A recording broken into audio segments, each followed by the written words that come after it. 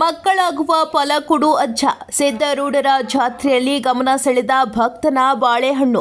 ಉತ್ತರ ಕರ್ನಾಟಕದ ಆರಾಧ್ಯ ದೈವ ಸಿದ್ಧಾರೂಢ ಸ್ವಾಮೀಜಿ ಬೇಡಿದವರಿಗೆ ಬೇಡಿದ ವರವನ್ನು ಕೊಡುವ ಕಾಮಧೇನು.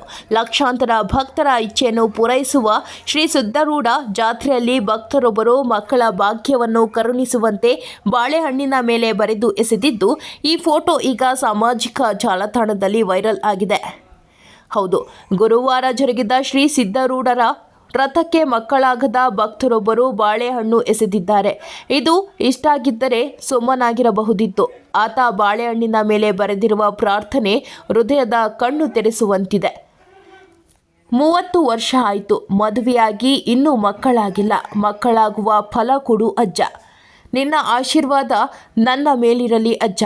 ಮುಂದಿನ ವರ್ಷ ಆದರೂ ನನಗೆ ಮಕ್ಕಳಾಗಲಿ ಅಜ್ಜ ಎಂದು ಬಾಳೆಹಣ್ಣಿನ ಮೇಲೆ ಬರೆದಿದ್ದಾನೆ. ಇದು ಅಜ್ಜನ ಮೇಲಿನ ಭಕ್ತಿಯ ಪಾರಕಷ್ಟೇ ಮೆರೆಯುತ್ತಿದೆ. ಸಾಮಾನ್ಯವಾಗಿ ರಾಜಕೀಯ ನಾಯಕರ ಹೆಸರಿನಲ್ಲಿ ಬಾಳೆಹಣ್ಣು ರಥಗಳಿಗೆ ಅಲ್ಲಲ್ಲೇ ಎಸೆಯುವುದನ್ನು ಗಮನಿಸಿದ್ದೇವೆ. ಆದರೆ ಈ ಭಕ್ತ ಕೋರಿಕೆ ಮಾತ್ರ ವಿಭಿನ್ನ ಹಾಗೂ ಮನ ಮುಟ್ಟುವಂತಿತ್ತು. ಸಾಮಾಜಿಕ ಜಾಲತಾಣದಲ್ಲಿ ಸಾಕಷ್ಟು ಮೆಚ್ಚುಗೆ ಹಾಗೂ ಅಜ್ಜನ ಮೇಲೆ ಭಕ್ತರು ಇಟ್ಟಿರುವ ಭಕ್ತಿಯ ಪಾರಕಷ್ಟೆಯನ್ನು ಎತ್ತಿ ತೋರಿಸುತ್ತಿದೆ. ವರದಿ ಸಂತೋಷ ಮೇದಾರ, NKS TV4 ಹುಬ್ಬಳ್ಳಿ.